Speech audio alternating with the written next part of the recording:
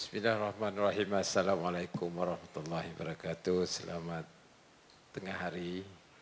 Salam sejahtera, salam Ibu Pertiwiku. Yang berhormat Saudara Datuk Seri Cikgu Michael Manyin. Once a teacher, always a teacher. Minister of Education, Science and Technological Research. Yang berhormat Saudara Tan Sri Moshidi, State Secretary. Yang berhormat Dr. Anwar, Assistant Minister. Seterusnya yang berbahagia Associate Professor Dr. Rashidah, Acting Rector ITM. Saudara Datuk Sudarsono, Pemsek. Seterusnya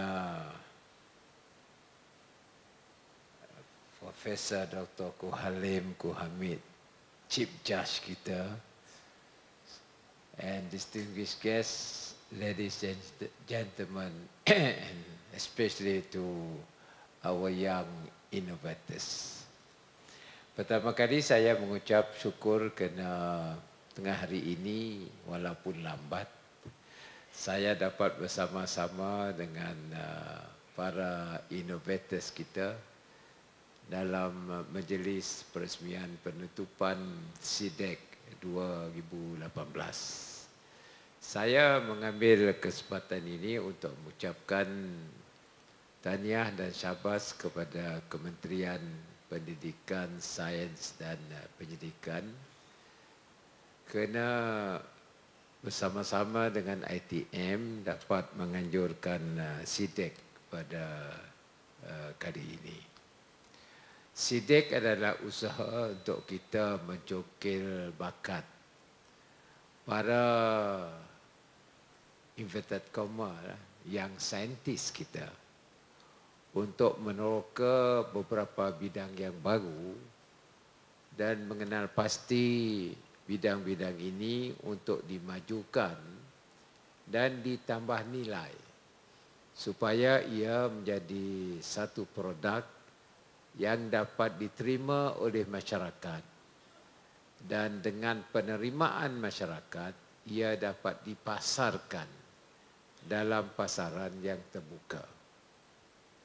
Kita tahu bahawa dalam negara-negara yang sudah maju mereka telah menekankan mengenai dengan penyelidikan dan juga satu sistem pendidikan yang mengalahkan kepada penemuan teknologi.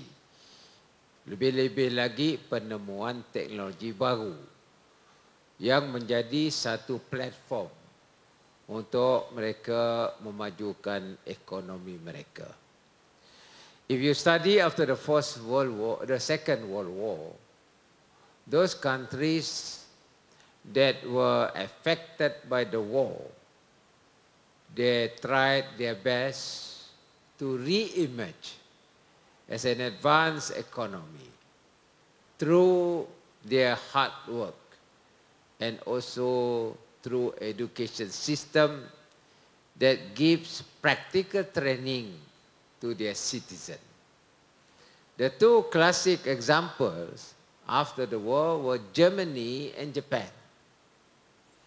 Those two countries were really scattered in terms of their development because of the war. But those two countries after the war became the most advanced country in terms of their economic development as well as in terms of their technology. Only after that came Singapore as well as Korea. So meaning, if we were to reflect on the success of these countries, we feel that there is no option for us but to give emphasis on technology, emphasis on research, and competitiveness. That's where innovation comes in. When you talk about innovation, there are three components that are important. Number one, your mind cannot be conventional anymore. You have to be disruptive. Disruptive meaning you break the normal norm, but you create new things. Meaning your mind must be critical. Just now, Dato' Sri Makamanyin talking about you are late. A book on, something which is good if you are late. Thank you if you are late. But the question is, the normal thinking is you are late. And that lateness could be because of you are too early. Meaning, if you are too early, then the reaction is somebody who comes after that is late. Then that is not a normal thinking. You have to be critical. But today, of course, I was late. Not that you are early, but I got another important function together with DPM. And meaning disruption is something which is not normal, and you have to create new things. In order for you to really have that sort of approach, you must be able to abandon your comfort zone. Normally, if you are very comfortable, you say, tidak apalah. Ini sudah biasa, you just ikutlah je. And that is comfort. You are very comfortable. But if you are going to have new things, meaning you have to abandon your comfort zone, you must be able to face challenge. And challenge is an incentive for you to find new things. Kalau tak ada cabaran, you tidak fikir. You just take things normal. But if you think that there is something new that becomes a challenge to you, and you try to find solution to problems that you are facing. Meaning, you must get away from your comfort zone and try to find solution to problems that you are facing. And of course, you have your own objective earlier, so you develop whatever products that you have obtained through your creativity. I think these three are very, very important to us. When I became the chief minister last year, I explored what I should do. Do I have to follow the normal incremental development that we have to do for Sarawak? The normal one is Malaysia Plan lah. Number two, timber, agriculture, all that. And then what sort of job we have to provide for the young? Because about 60% of our population are young. And they come out from the system of education that we have. Your ITM, UNIMAS, Swinburne, Curtin, all the high institutions of higher learning, including our colleges and training centers. And these are the people that you have to provide employment to them. What sort of employment that we should create based on the new platform of technology? So I have to think, and I get my team, the cabinet, to think. Do I have to follow the normal incremental step to develop the country, the two state? We said cannot, because now is the era of 4.0, all based on technology. because the future will be different from what we are having now. You are going to have what we call clean energy. How are you going to obtain renewable and clean energy from our source? Number one. Number two, what type of public transport that we must have? No, we have to have the normal taxi. When you have Grab and Uber, meaning you have to change in terms of providing public transport. Number three, what type of houses we should build for our people, which is within their affordability. In that case, what type of materials, what type of technology, in order we are efficient in providing reasonable houses for the poor as well for middle class. Meaning, you have to have IBS. And what sort of IBS? Industrialized building system. What sort of drains? When you want to do your parit, what sort of technology for you to build the parit so that tidak ada flood? All are something that we have to think about and using new technology. Sekarang kita banyak oil palm. Then we got problem of labor. Who is going to collect our oil palm fruits?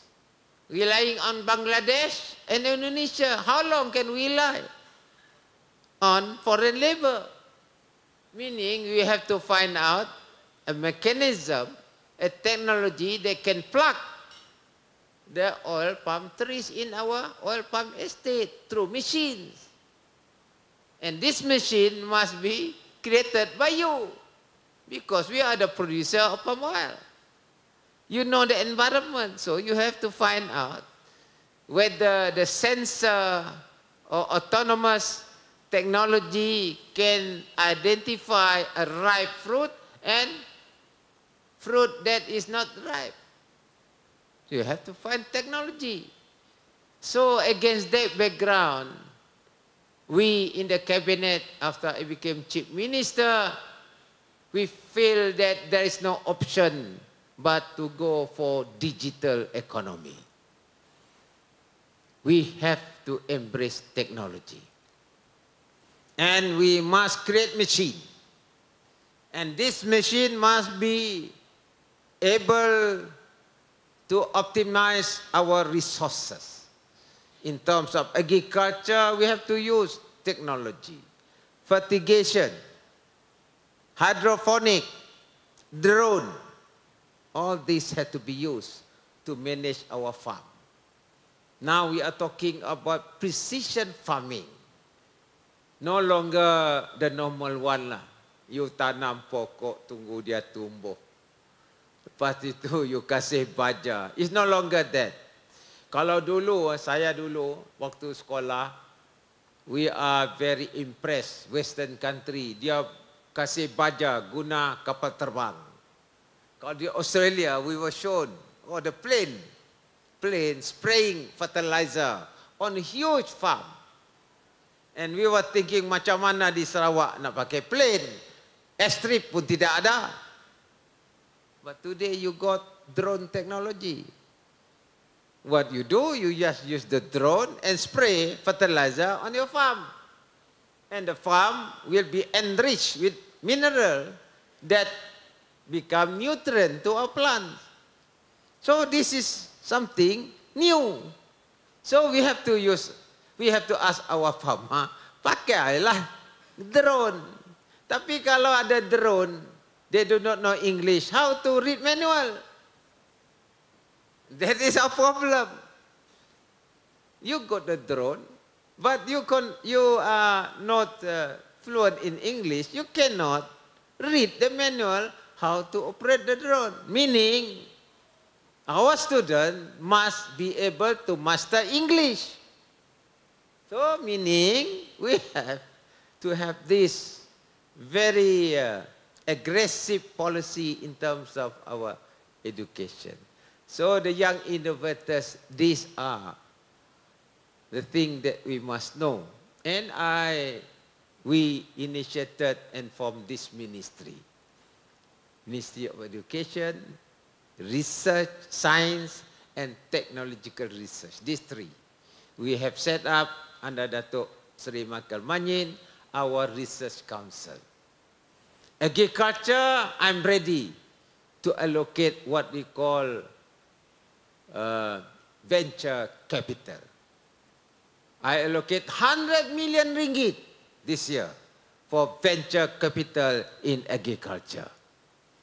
Meaning the young can make use of this modal toroka, venture capital, to start something in the agriculture on a small basis, using technology, but more productive. And also research on our biodiversity under Datuk Seri Michael Manyin and Dr. Anwar. And these people are doing that because in the long run, our economic development depends on the standard that we have and the power of technology and the command of technology. Kalaulah tourism, tourism sekarang kita promote dengan gunakan teknologi. Teknologi termasuklah VR. VR is virtual reality. Then you simulate it. Kalau cakap dengan design, design is more based on simulation. You have your software, then you try to start with your computer. And then try to transform what you have in mind, translate into your design in the computer, and you improve the design in your computer through simulation. The moment you get that, of course, you know the cost. How much is the cost? These are all something which is new. And for me and my team in the cabinet, I have to be innovative. My cabinet members have to be innovative. The state secretary and the civil servant have to be innovative too. Because once we got the policy, they are the people to implement and they must know technology. Thank God. I must praise the civil servant because they are willing to embrace technology. And to be more efficient. So the next thing is our students. What type of student that we want to produce? Kalau kita, student kita tidak ada keyakinan diri, self-confidence, student kita pun jadi lembek. Kalau dia lembek, lembeklah negara kita. Kalau student kita very creative, they are willing to accept challenge, therefore our future is guaranteed. Macam today lah banyak SIDEX ni dan banyak produk-produk yang baru yang telah di-assess oleh our judges, and our judges are having experience in this. I must congratulate you. According to the Chief Judge tadi, kita as good as the national one, as good as the one in KL, we in Sarawak. Not from me, from him. Meaning your standard is high. If your standard is high, you can even compete on regional level within ASEAN. I must share with you that Sarawak has a lot of material, lot of resources that you can innovate, you can create for value added. You just mentioned our herbs, herbal medicine. Herbal medicine, what we can do is a combination of Western medicine and the Eastern medicine, using herbal as a source. buah pegagar lah. Apa tu, daun pegagar. Banyak halia. Halia easy to plant now through fertigation. Now, if you got halia, and they got very good properties of halia, ginger, then you produce something from ginger. And then that ginger can be mixed with other minerals that will give nutrients to mankind. Just one example lah. But of course you need scientists lah. Chemists as well as people who are very good in bioscience.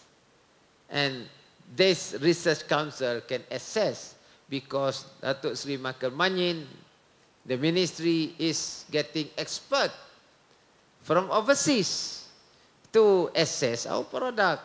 The moment we get that, then you can market it in international market because you got the accreditation, the standard, and you have the IP.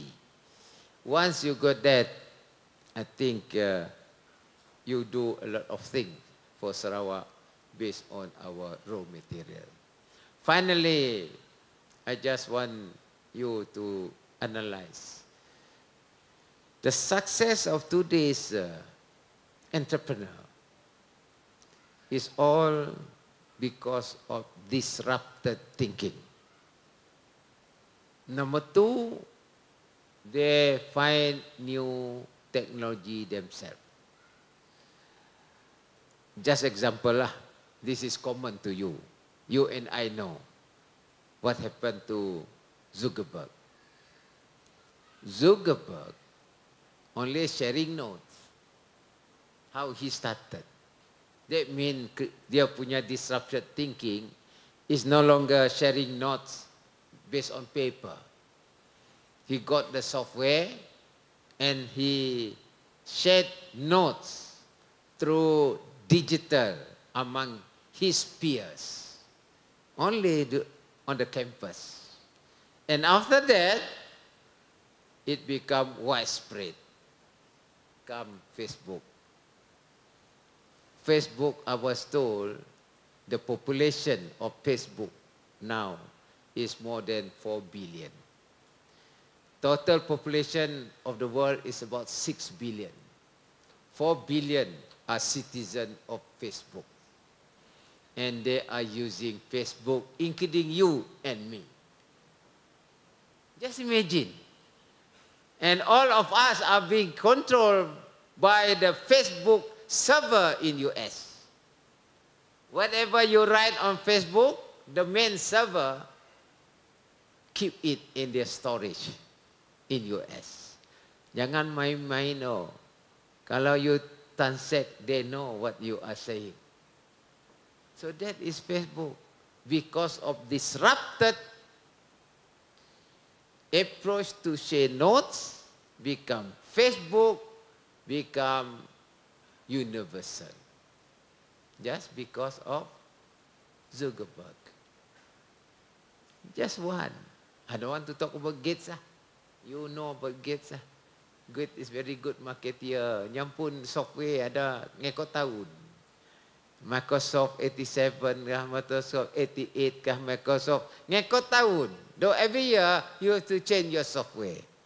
Every year you have to buy new software and get Microsoft got the return. So if we have a lot of approach like this, so I think we can produce a lot of technologies here. And mind you, STEM is important. Science, technology, engineering, mathematics. When you talk about IT ni, semuanya algorithm. The basic is algorithm. They multiply fast. Algorithm. But if you can master algorithm, you master your mathematics, you master your physics, engineering, I think Sarawak can produce people who are really innovative.